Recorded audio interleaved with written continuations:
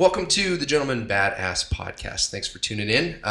We have a very special guest. Very honored to have our guest today. Today we've got Fabio Santos. So if you're not familiar with him, Google it. You'll figure out pretty quick who he is. But we're going to talk some Jiu-Jitsu, and I'm really interested in having this conversation. So Fabio, thank you so much for being here with us today. Oh, you're welcome. It's a pleasure. Thank you. So on this show, we talk a lot about Jiu-Jitsu, and so we're an absolute advocate. We think everybody should be doing Jiu-Jitsu, but there's a lot of people out there who might not know about Jiu-Jitsu, or they've heard about it, they don't know about it.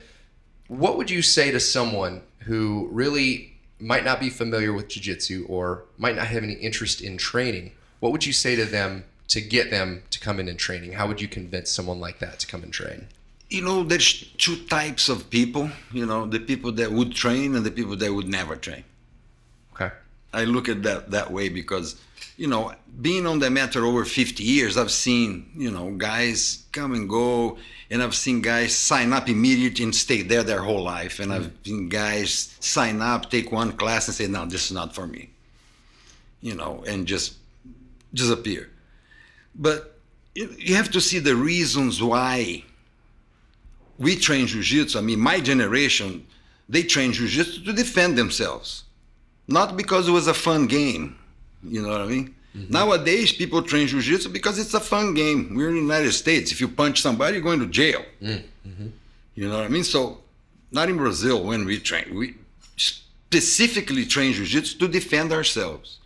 But now it looks like Jiu-Jitsu turned into a little game now that, guys take the gi off and put their sisters' yoga pants on, and you know what I mean? Now they have, Spider-Man all over them. It turned, we try to keep that serious, but obviously, here and in Brazil, it became something else, Nobody trains the self-defense. Nobody trains punching each other in the face. Nobody trains kicking anymore. It became a sport. Mm. So today it's very hard to come to somebody and motivate the person unless he has motives to train, reason. You know what I mean? Okay. I mean, maybe his reason is like, oh, it's fun. It's great. It's a great way to get some sweat out. You know what I mean? But what I see is that the majority of the people, they're not training real Jiu-Jitsu. They are training the sport of Jiu-Jitsu, which was not what the Gracie clan came up with, Mm-hmm. It was a complete different Jiu-Jitsu we're looking at here, So what I would say to somebody that has no clue about Jiu-Jitsu, I would say, would you like to protect yourself against assailants in the street, somebody with a knife, somebody with a stick? That's what Jiu-Jitsu for me, Mm-hmm. And that's what I would say to somebody. You want to learn to protect yourself, you know what I mean? Because we live in a world that you can be attacked, but at the same time, this person has to be quick because she can also go to jail, mm-hmm. So you're going to have to be quick too, So training is a way to put you in shape and put you in shape to defend yourself. Mm-hmm. I mean, that's my way of seeing, but I see other people, they talk about tournament. Hey, man, you can be a champion in tournaments in sport Jiu-Jitsu. That's another way to motivate, but that's not the true Jiu-Jitsu that we're looking at here. You know what I mean? Wouldn't you say, too, through Jiu-Jitsu that you could start at any age? Oh, yeah. Because you would start with self-defense, Yeah, people think that you start punching people in the face. No, we start on the ground first. How you climb a stairs, jump to the fifth step, right? You step on the first step, and the second and the third, and you go up the stairs. That's Jiu-Jitsu. You start on the ground with upa and elbow escape, with a choke and an arm bar, and then you go up, and then you start standing up with a hip throw, and then you double leg takedown, and then you're up on the stairs. Awesome. Yeah. That's the way I see it. But a lot of people, they forget the fundamentals. You know what I mean? They completely forget the fundamentals, and they go straight into the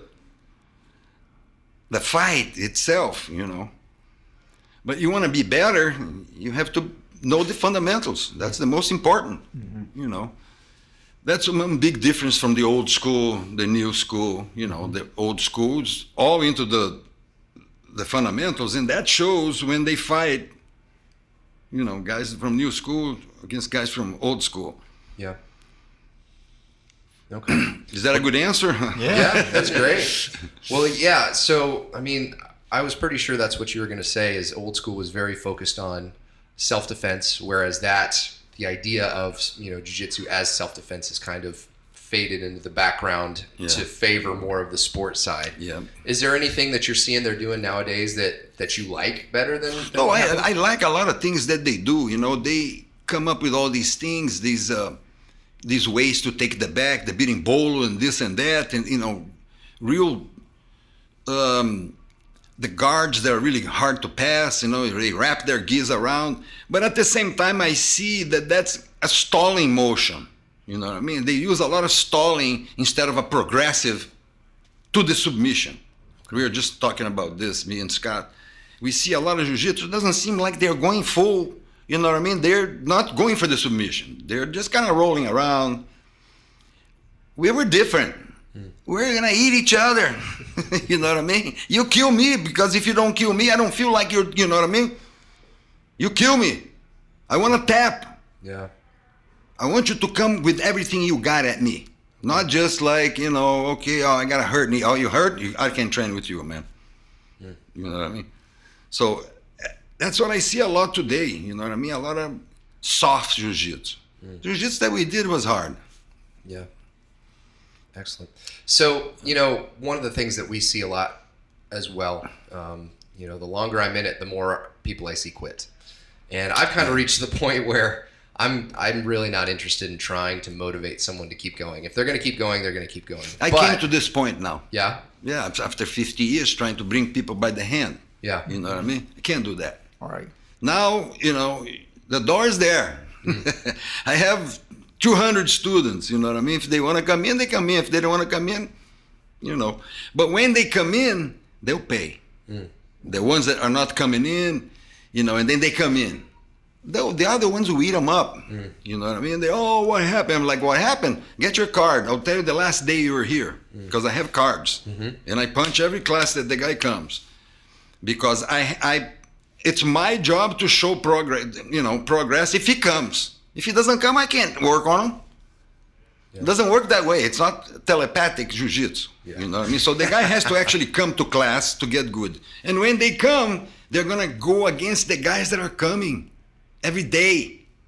Yeah, those are the monsters. You know what I mean? Yeah. The ones that are coming every day, so then I see them, they're trying to hide the other guy. I'm like, hey, you, go against this guy here, because I want him to, you know what I mean, to show you the way. Yeah. You know what I mean? You can't hide from me.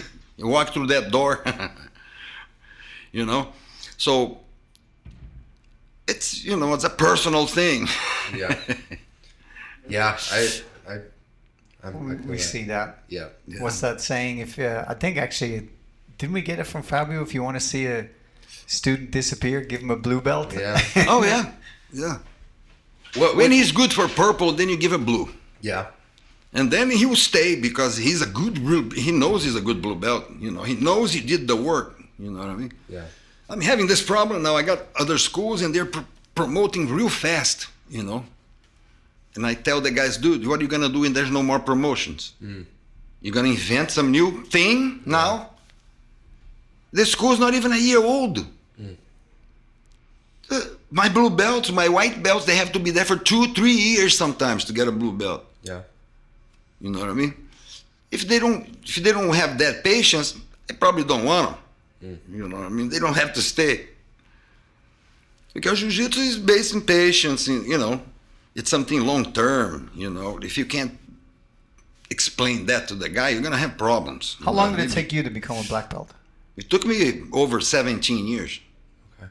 Because I have a picture, I was just showing a guy on the plane that I was sitting next to, this Marine guy. He's all interested in jiu-jitsu. They introduced it to him at the Marines. He was blowing his head when I show all my pictures on my phone. and he was, totally into it. And I kind of lost the the subject. What was it I was talking About how long it took you to become a black belt. Oh yeah, it took 17 years. I just saw a picture when I was 12 years old. I was a yellow belt. So now you make the math. I don't know. And that was 1968. Wow. So took me 17 years approximately that I can remember. Probably more. Because I went from this guy that was Helio Gracie's student, was an old Marine, to Hollis. And that was a complete different Jiu-Jitsu. Gracie Jiu-Jitsu was a complete different Jiu-Jitsu than Bernardo. Was more of a judo thing, and then with slaps, and we were kids, you know what I mean? How many days a week would you train back then? I was training probably 4 days a week, because in Brazil they don't open Saturday and Sunday. Oh, yeah. It's just Monday to Friday. Probably now they do. But at the end they'd never open on Saturday and Sunday. It was a week thing. And I trained 4 days a week because I was going to college. I was in school, college, and it was hard. And were tournaments even a big thing back then? Yeah, we'd have like 2 tournaments a year. 2 a year, okay, so not that many really. Yeah, the Brazilian and then the state, maybe, that was it. The state tournament and the country tournament, that was the big tournament. And, we didn't have 30 guys in our bracket. We have maybe 5 or 6, you know what I mean? Nowadays they have 60 guys in their bracket. It doesn't make sense. You know what I mean? A person cannot fight 50 guys in a tournament mode. You know what I mean? So they divide the bracket in 1,000 different champions. You know what I mean? It doesn't work for me. So I started in 2011 is when I started doing jiu-jitsu. And at the time, I felt like I was behind the curve. But I would say probably in the 8 or 9 years since I've been doing it, I feel like it's doubled, tripled in size. I could be exaggerating. Where do you see jiu-jitsu in 10 to 20 years? Do you think it's going to continue this explosive growth? It's going to continue, but, if you're a person that's looking for jiu-jitsu nowadays, you really should do a lot of research if you're interested in the real jiu-jitsu. Because a no-gi academy will charge you $200 a month. You know what I mean? I charge $200 a month, but what I give to the guy for $200, it's not the same thing these guys are giving. You know what I mean? So I think there's a lot of cheating going on. There's a lot of guys that are not prepared to be a teacher. I started teaching after 12 years of a black belt. Wow. I was a black belt for 12 years, and then I say, okay, now I want to teach.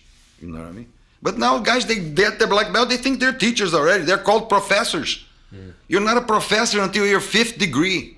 You know what I mean? Then you get a professor diploma by the Brazilian Jiu-Jitsu International Federation or whatever, or the other one, the Confederation. Those are the main organs that, run the Jiu-Jitsu in Brazil. But here, it seems like it's going kind of rampant, you know what I mean? The friend gives the friend the black belt, the other one doesn't even wait, he gives it. Is this water for me? Yep, absolutely. Dang, I appreciate that. Starting to get... But that kind of brings up, Hickson's Hickson's new kind of mission to take things back. To bring Jiu-Jitsu to where Jiu-Jitsu was born, you know what I mean? Do you want to talk a little bit about... a lot more than guys are getting their black belts for today. You know what I mean? Yeah, can you talk a little bit about kind of Hickson's re-energized mission with the... Well, he wants to bring Jiu-Jitsu back the Global? self-defense, you know what I mean? Everything that people's doing is fine, as long as they put the self-defense back in there. You know what I mean? Because what they're doing now is judo, or some kind of catch wrestling, because what they do is leg attacks. You know what I mean? You go to a tournament, you see guys just go for the legs, constantly legs.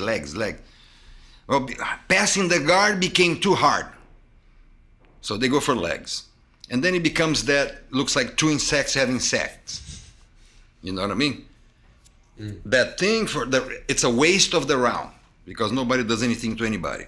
Maybe one guy finally gets the other guy in a heel hook or something, you know what I mean? It's a gambling. No, our jiu-jitsu was not a gambling. It was progressive. Pass the guard, smash the guy, mount, and submit. But now you don't even see guys mount today. They get off the mount sometimes.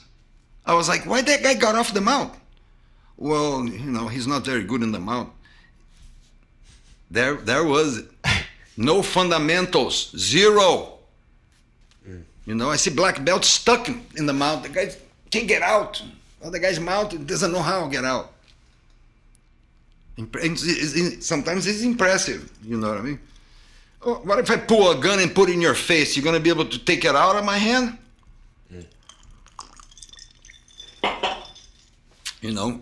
In my times, you had to know that to get a black belt.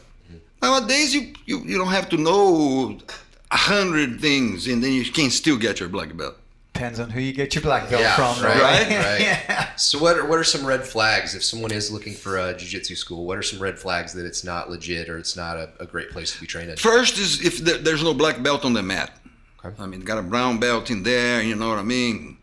Guy's belt is mangled because he doesn't even have a collar because, the teacher doesn't want to pass him, want to use him as much as possible. Then puts him to teach, you know what I mean? Sometimes there isn't even a black belt in the school. The brown belt opened it, you know what I mean? There's a lot of that. Mm-hmm.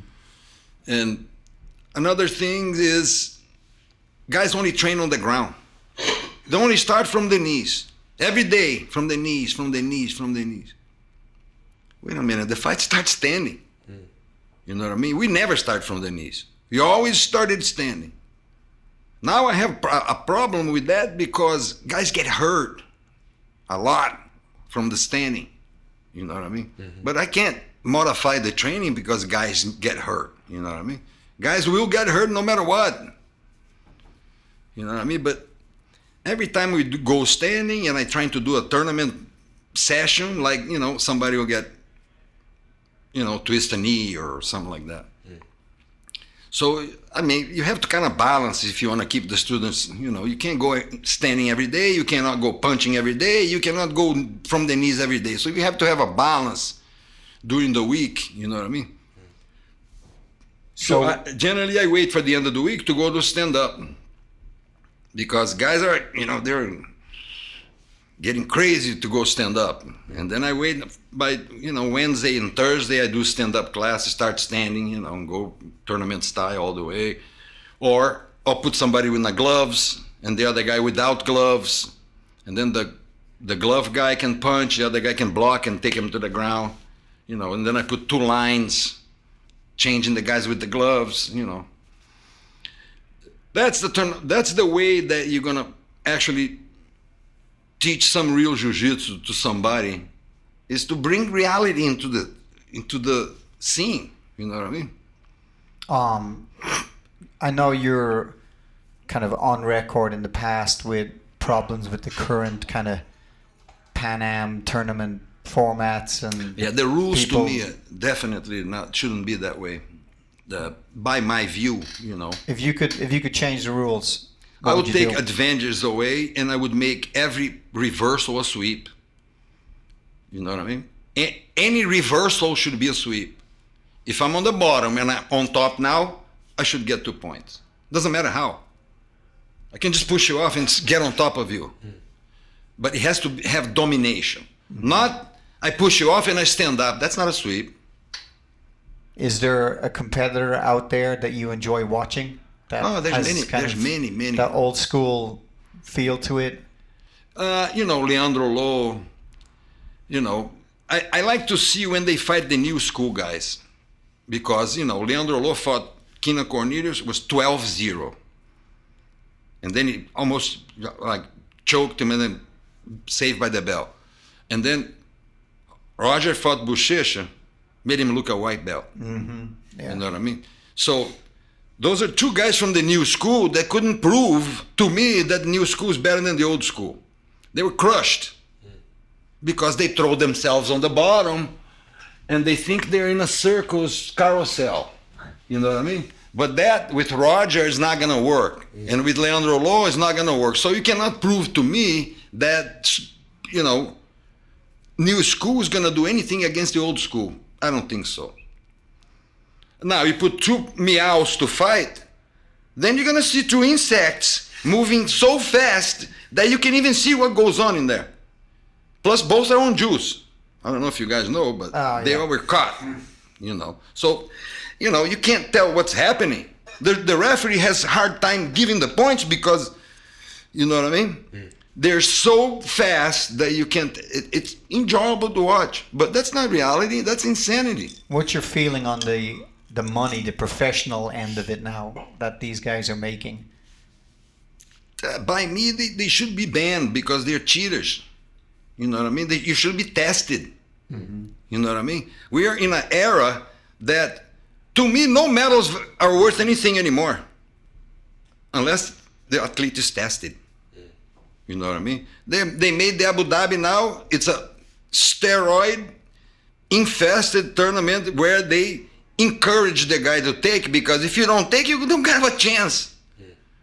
You know what I mean? When So you're I don't. up against everybody. To me, that's- none of those medals have any value.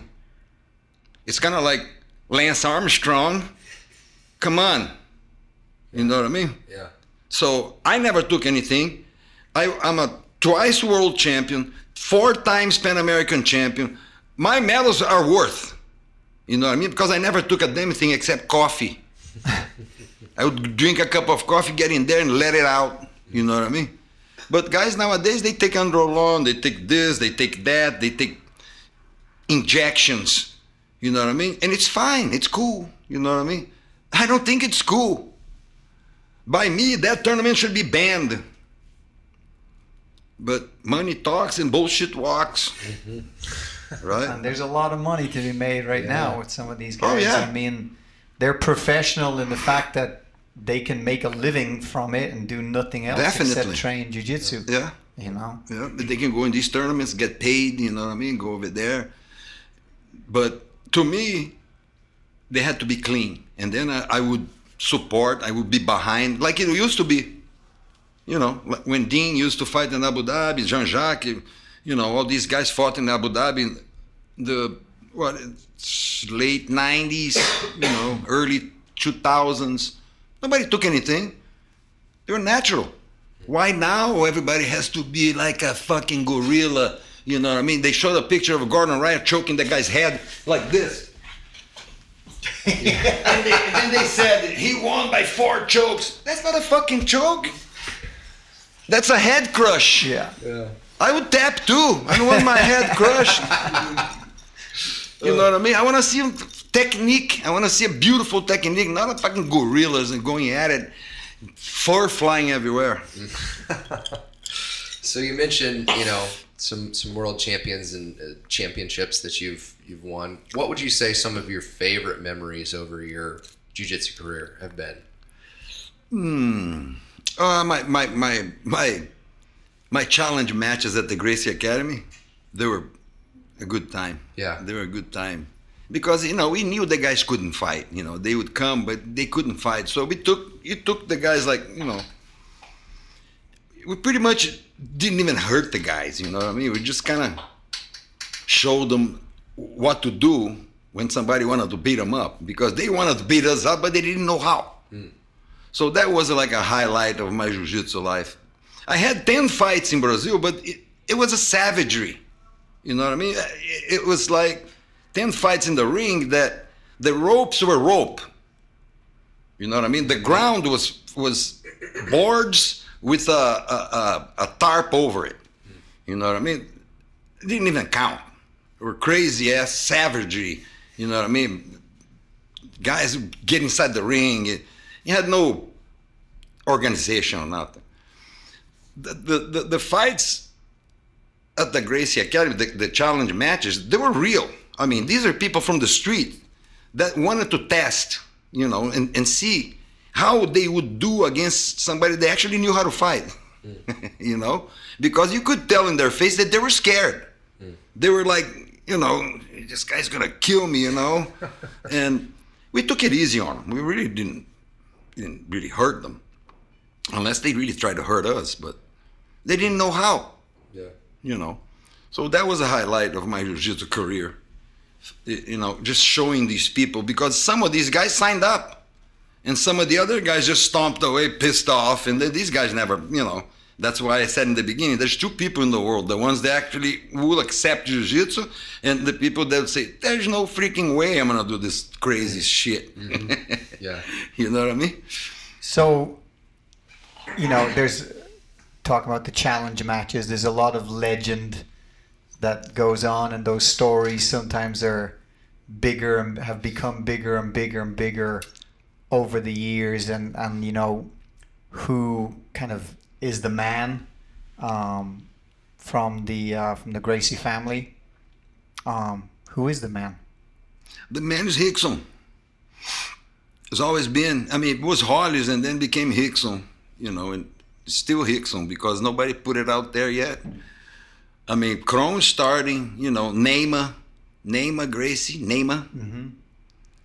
He won a few fights, but it kind of faded out for a long time. You know, nobody wanted to put it on the line because now everybody's pretty good. You know. Now you have to be way better because everybody's pretty good now, you know. If you're way better, like Kron, I think Kron is going to, you know, take over. Do you think Kron feels the weight of all that on his shoulders?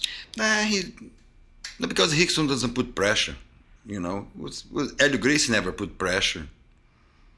You know, win or lose, it's all good for them, you know. But they're playing the odds, and the odds is on our side. A lot of the odds are on our side.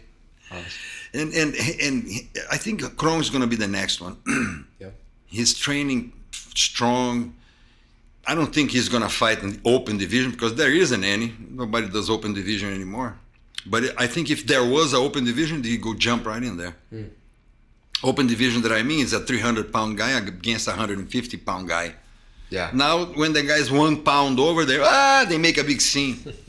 I fought guys 230 pounds being 150. Wow. You know, but today is such a big deal. You know, they cut weight. This cutting weight is the dumbest thing I have ever seen in my life. This is not wrestling. You know what I mean? You need every single drop of sweat that you have inside to go in the ring and let it out. You know what I mean? I don't even know how these guys do it. They're heroes, you know, to cut 30 pounds in 2 or 3 days. And then you see the guy faint. The other day, the Brazilian guy faint. Did you see that? The Brazilian guy faint on the scale. He got off, stepped off the scale, poof, fell over. No, I'm not going to do that to myself. All my fights, I didn't even cut weight. I fought at 170 pounds, and I was 170 pounds my entire life. This cutting weight makes no sense to me. There are guys that are 130, they fight 130. There are guys that are 180, so they fight at 180. There are guys that walk around at 230 outside, they should fight at 230. Not cut down while you're scared to fight your own weight. That's why you cut 30 pounds and get in there like a freaking falling over, you know what I mean? Yeah. The problem is, though, it's so prevalent now, every guy is doing it, that if you don't do it, you know, you're at such an athletic disadvantage sometimes. So the trick to it is to do it as safely as you can, but nobody's really monitoring that. Now there's guys that are making a good business out of it. I kind of look at it. I kind of look at it as cheating, because you're 230 pounds, that now you're 180. But you still have the strength of a 230 pound. And then the next day, when you compete, you're back up to... The next day, you're 230 pounds again with the same strength with all the Gatorade back in your body. So, you know what I mean? I think that's cheating, what they do. They go and weight a certain weight, and then they fight a complete different weight. Why they don't weight the guy 1 minute before his fight? Well, that's the controversy, is that if they moved the fights, if they moved the weigh-in rather to the day of, then you can't do those massive cuts. Maybe 10 pounds, maybe. Yeah. Which but you get people probably still try to do it. But what's wrong with fighting your own weight? Yeah, I agree. What's wrong with that? We did it in Brazil for 100 years before it was even here. Yeah. Well, if both guys are there fighting, was nothing wrong. If both guys are cutting 30 pounds, then why not just not cut the weight and fight each other? I know, it's like zero, right? Yeah. So. You cut 30, so now you're at zero. Nobody did anything. So just fight your own weight. Well, we're running out of time. I did just have kind of one final question for you. Sir. What would you like to see yourself accomplishing in Jiu-Jitsu or for Jiu-Jitsu moving forward? See, now I'm like the police of Jiu-Jitsu. I feel like You know, the social media came to the world. Now I see all the crap that people's doing, and I have to say something. You know what I mean? I feel like I'm the police of the jiu-jitsu of the world now. It's like the Abu Dhabi using the red belt to differentiate athletes.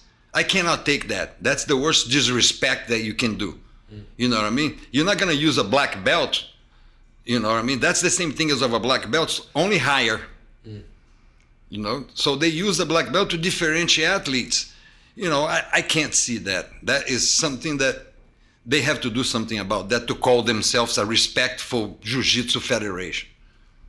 That's the highest belt on the ranking. You know what I mean? So things that I need, I feel like I have to say something with shit that I see. I see blue belts promoting somebody, I have to say something. You know what I mean? Because that doesn't go.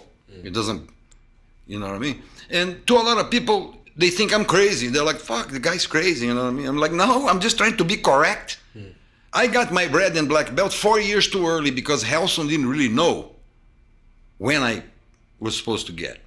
So I cannot do something like say no to Helson. So I took the belt and I tried to find out when I actually should have got the belt, and it was 4 years too early. So now Rickson is making me wait 4 years to get my 8th degree on my red and black belt. And I'm totally cool with it because that's the correct way. You have to be correct. Conduct is the most important thing in the martial arts. In Jiu-Jitsu, it's still a martial arts. They're trying to transform into some circus act, but in the end, it's still a martial arts. You know, somebody's gonna try to punch you in the face, and if you don't know how to defend yourself, you're not doing the Jiu-Jitsu that is my Jiu-Jitsu. So I feel like I'm the police of Jiu-Jitsu now. You know what I mean? Well, which is not good. Which is not good because I think it's great. Yeah. I love watching your posts. You know, and even like when I see you commenting in Portuguese, Brazil, I'm like, oh, what's he saying? Translate Because I want to know who's getting it today. Oh, they're getting it in Brazil. I'm getting on people in Brazil. Yeah. I'm getting an army of guys in Brazil together to fight these people. They open a school without a diploma. They're teaching stuff that, you know, you're not supposed to teach to white belts. You know what I mean? There's a complete, what's the word? Didática. There's a didactic of teaching. Yeah. You know what I mean? There's a progressive way to teach. You're not just, okay, today we're going to learn an arm bar. Tomorrow we're going to learn a foot locking. Come tomorrow, because tomorrow we're going to learn a foot lock. Wait a minute. You have to link things. You know what I mean? You have to, right. Today I taught this, tomorrow I have to teach the continuation of this. You know what I mean? Okay, I taught the guy how to pass the guard. Today we work on that. Tomorrow I have to teach him what to do from across the side. Yesterday we passed the guard, remember? So things have to have a link. Progression. A progression, you know, a technical progression. Nowadays, whatever, you know what I mean? I watch classes and I go, these guys are never going to achieve any, you know, quality. Because first, they're not banging the same note enough. And second, that's not fundamentals. Sometimes I see on Facebook, let's look at some fundamentals, and the guy's doing a foot lock or a flying arm lock. Since when that's fundamentals? Stuff like that, you know. Excellent. Well, I mean, we are proud to be affiliated under you. I appreciate you guys. I appreciate because you guys are going the right way. You know, Scott is like me. He's a pain in the ass. You know, he's banging in the same note all the time. We appreciate it. Yep. Yeah. You know, we'll do our best to carry that mantle forward and keep awesome. Jiu-Jitsu real. We'll be the police too. Thanks, All right. guys. Thank you for coming on. We'll talk to you later. All right, man.